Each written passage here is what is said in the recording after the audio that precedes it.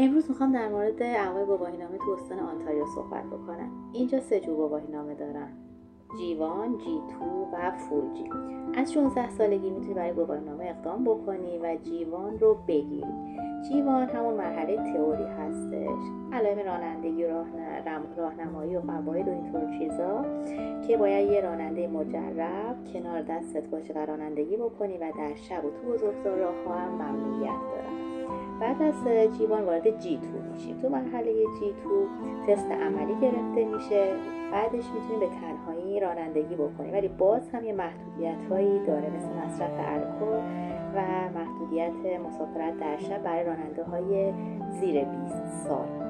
بعد از اینکه گواهینامه G2 رو گرفتیم، از 8 ماه تا 12 ماه میتونه وارد مرحله فول جی بشیم. البته برای مهاجرایی که تو کشور خودشون رانندگی کردن و از همون ابتدا میتونن فول جی رو بگیرن. حالا فول جی قضیهش چیه؟ این دیگه هیچ محدودیتی نداره، میتونی آزادانه رانندگی کنی، حتی با درصد کم الکل در خون، و در واقع اینجا بهش میگن راننده حرفه‌ای یا راننده آزاد.